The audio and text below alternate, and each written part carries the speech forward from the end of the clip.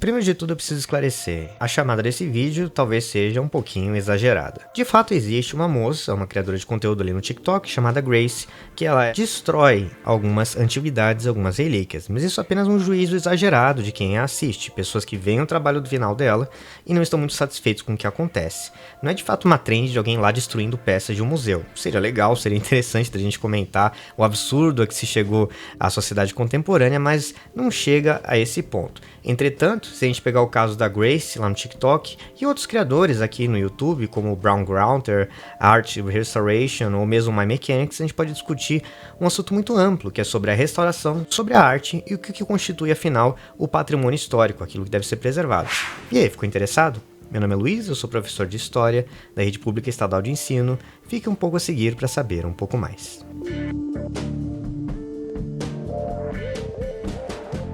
No começo da nossa jornada, que acaba sendo essa aula sobre patrimônio histórico e restauração, começa agora, em 2021, 2022, com um TikTok, mas vem bem antes, com um meme da internet lá de 2012. Eu sei, como professor de história eu poderia voltar até a época antiga, medieval, etc, mas a gente não precisa ir tão longe para a nossa discussão sobre patrimônio, porque mais do que falar sobre o que é história, eu quero falar sobre a percepção das pessoas sobre o que é história e o que é preservação. O caso deve ser familiar a muitos de vocês. Se você tem um pouquinho mais de idade, 15, 16 anos, já deve ter se deparado com esse meme que circulou lá em 2012 e nos anos subsequentes da restauração da peça de afresco Et Homo, que é um retrato de Jesus que foi restaurado por uma senhora de mais de 80 anos que ela não tinha nenhuma especialização, nenhuma autorização e resolveu retocar a obra que estava lá desbotada na parede de uma igreja do século 17 ou 18, agora não me lembro.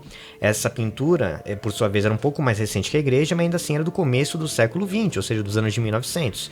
Era uma pintura antiga, né? Era uma pintura que já tinha alguma idade, algum destaque. Porém, não ficou exatamente muito bom. Acho que pode-se dizer que, objetivamente, por mais que a arte seja subjetiva, ela ficou mais feia, ela ficou ruim. Então todo mundo olha para aquilo e fala, nossa, isso foi uma restauração horrenda, e acabou impactando a vida daquela comunidade. As pessoas olharam para aquilo, era uma cidade de menos de 5 mil pessoas, e as pessoas ficaram impactadas, né? Não gostaram do trabalho, aquela senhorinha, ela foi escorraçada, as pessoas não gostaram do que ela fez, porém, virou um meme na internet, porque aquilo ficou tão absurdo que as pessoas começaram a achar engraçado. Como é que uma obra histórica, né, entre muitas aspas, porque a gente não sabe exatamente categorizar o que é, porque é mais velho, porque as pessoas gostam, enfim, ela foi feita desse jeito, né? Por que alguém vai lá, restaura e faz o que quer e a ponto de distorcer a obra?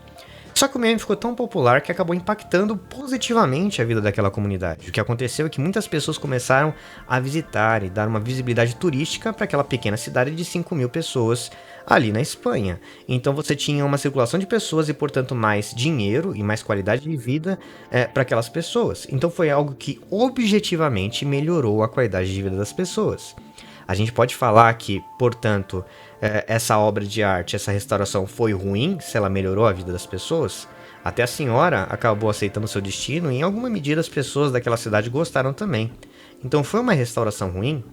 É claro, é só uma provocação, né? Mas seguimos em frente. É preciso reconhecer, entretanto, que nada garante que se você fizer uma restauração mal feita, aquilo vai virar um meme, vai cair nas graças do público, as pessoas vão achar engraçado. Isso aqui é apenas um caso extremo para mostrar que nem sempre os critérios são muito claros do que é uma restauração boa, do que deve ser feito, de como lidar com a arte, do que é patrimônio, do que deve ser preservado, do que as pessoas gostam, né? Nem tudo é preto no branco.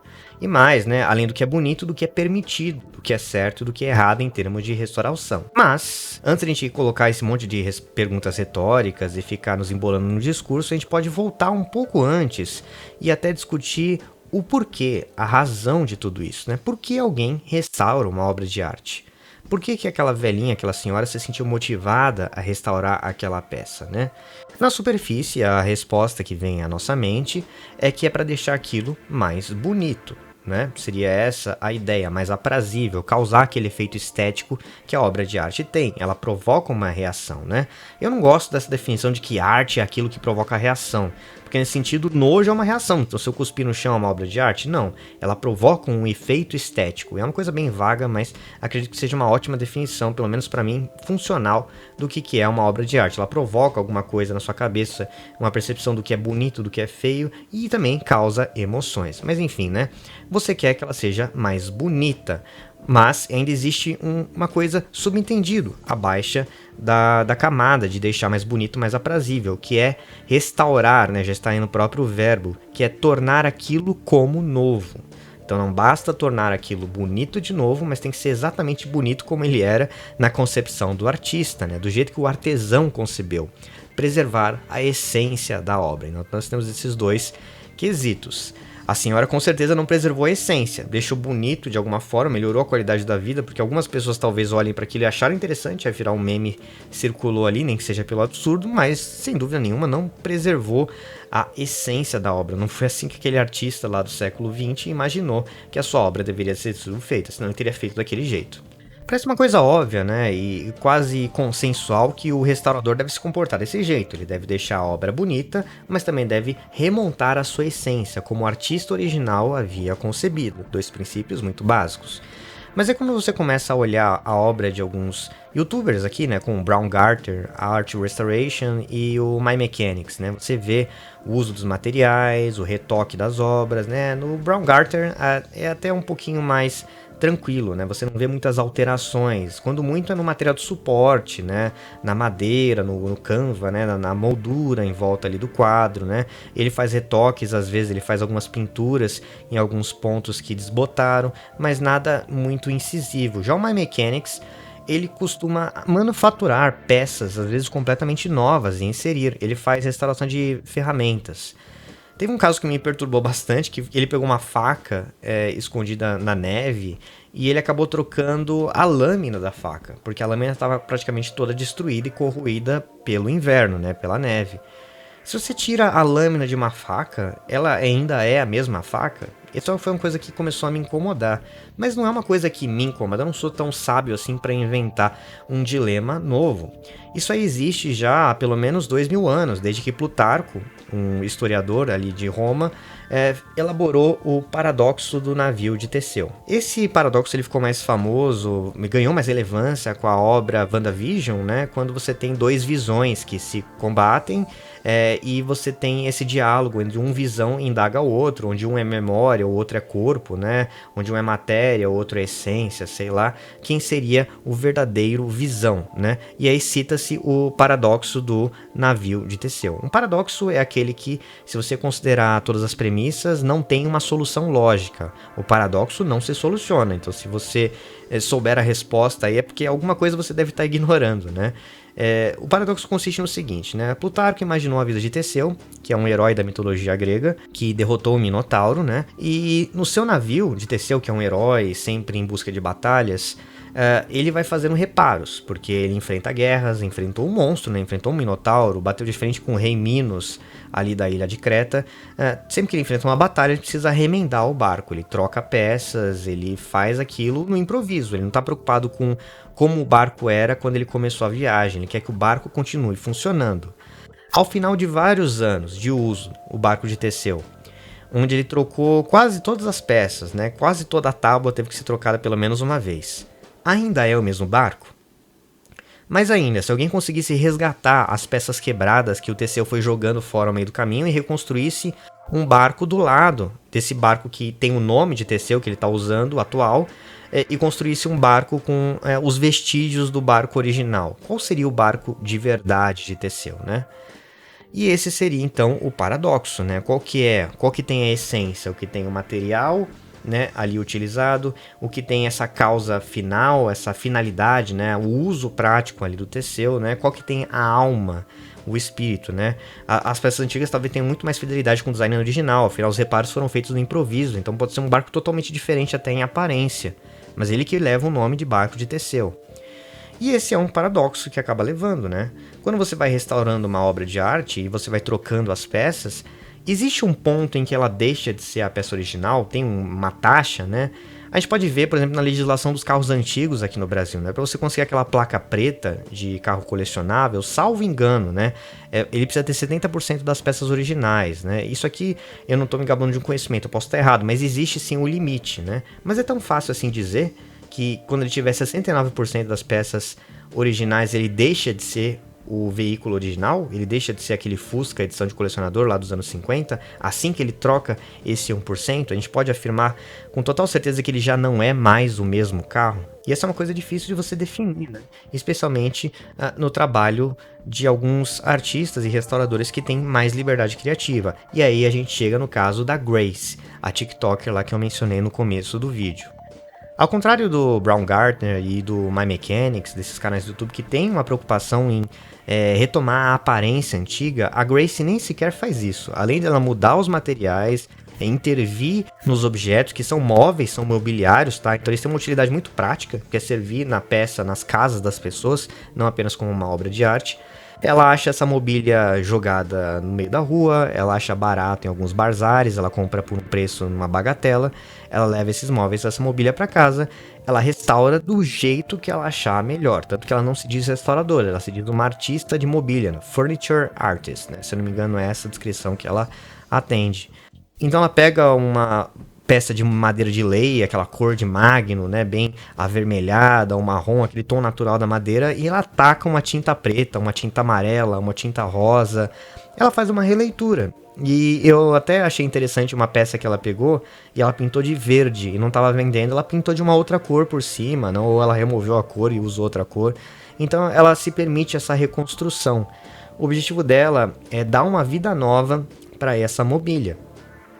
Mas não teria o trabalho dela também algum mérito artístico? Porque afinal, você pode dizer que esses objetos, eles ainda estavam lá, eles iam ser descartados, iam ser destruídos, né? E ela acaba reintroduzindo eles na sociedade, né? Eles têm essa função de mobília e são colocados ali, né? A gente pode dizer que ela é uma má restauradora, mas talvez uma boa artista. Ou será que ela é inconsequente como artista por ter, de alguma forma, descaracterizado a obra do artista original?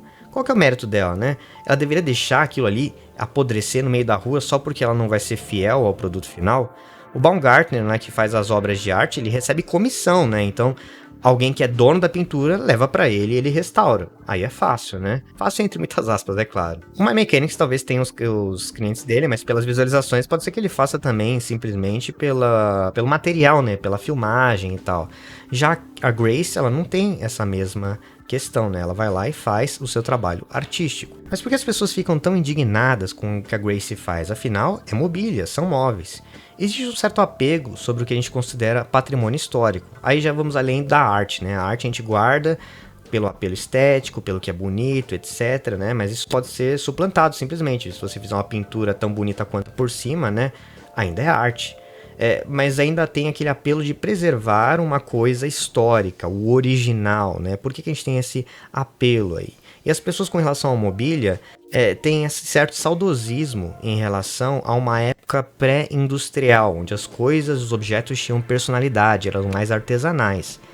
Ainda que as mobílias que a Grace resgata, elas sejam do começo do século XX, onde você já existia uma produção em massa, né? É claro que ainda tinha alguns artesãos, marceneiros, etc., mas já era uma época monopolista, onde os donos dos recursos naturais nos Estados Unidos já estavam ali, né? O Rockefeller, o Carnegie e todos os outros, você já tinha a montagem de verdadeiros impérios, então não existia nada de uma liberdade criativa absoluta, né? O pessoal tem saudosismo quase medieval das coisas, né?